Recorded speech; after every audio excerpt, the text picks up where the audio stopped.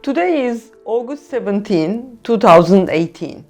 We are in the North London home of Dr. Lamia Al Gailani Werr, a well-known Iraqi archaeologist with a specialty on Mesopotamian cylinder seals.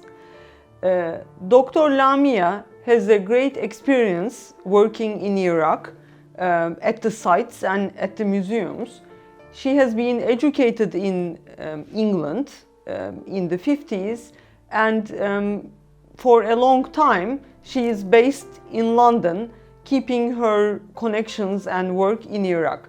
With her, we are going to talk about a few recent events that took place in Iraq. Thank you for having us here today. My first question will be to you.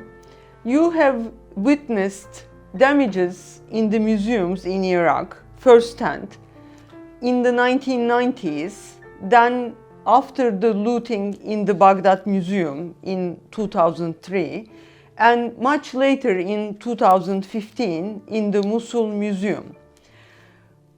From an archaeologist's point of view, from a museum person's point of view, what were the preparations in these museums before these unfortunate attacks, incidents, and what went wrong?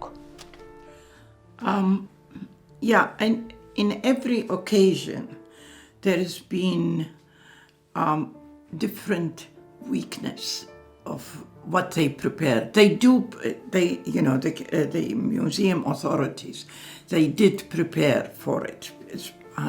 But the trouble is that Iraq in that period lacked quite a lot of their staff.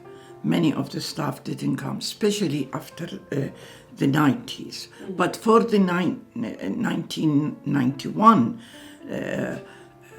the Gulf War and the American and the other international, they didn't think that there is going to be looting. This is very important. That is, and so what happened is that the provincial museums were not protected. Because that's the authorities' idea was, or the Iraqis themselves and the staff didn't think that anything happened. What happened is not during the war. They took precautions for the Iraq Museum because they were afraid of the bombing, and so they took the curators, the museum people, took the important material, those which were exhibited. They put them in a very safe place, and or took complete collections like the tablets, about 40,000 of them, right up to Duhok in Kurdistan, and the manuscripts, they took them to Kirkuk because there are museums there, and they thought this will be safer. But they didn't think that there was going to be a rebellion after that. And it was the rebellion that did the damage. The Iraq Museum wasn't bombed by the Americans, and the rebellions, when you have complete chaos and a breakdown of security. So all these, about 9 museums out of 13 provincial museums were looted. And that was 1991. And when we come to 2003? 2003, the antiquities that were, let's say, and luckily, the manuscripts were not looted but were found, so there was nothing happened to them. They were brought back to Baghdad, and the tablets also were not looted, but the rest from the other provincial museum, about 5,000 objects were looted. In 2003, the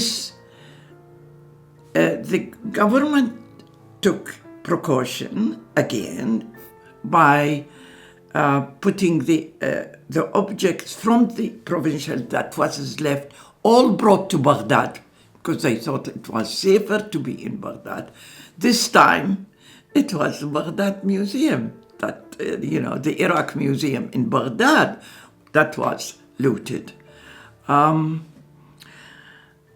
So you don't know. I mean, the Mosul Museum, the objects that were there is the big ones that some of them are built into the walls or big statues and so on, or the mihrabs and so on. But then ISIS or Daesh just hacked them. So if they didn't loot them, they hacked them. And then when it was freed, Mosul was freed and the museum, we only saw part of what they've done. The thing is that they looted the rest. So, and this time, the Iraq Museum was supposed to be safe. Some of the objects were,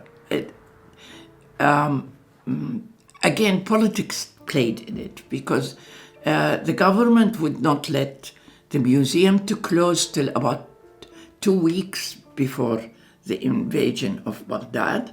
So the invasion of Iraq had started, and then they said, okay, now you can close it and take things out. So it was done in a hurry. And this way, they again either forgot some of the objects, which are very important, like the lyre of Ur or the head of worker, so there was that, plus that the objects that they didn't move, so they were taken from the exhibition hall. And some of the security, there was a lot of weaknesses into the security. The doors were not really very well secured, so it was easy for them to come. They took care of the main doors, but the looters came from the back door.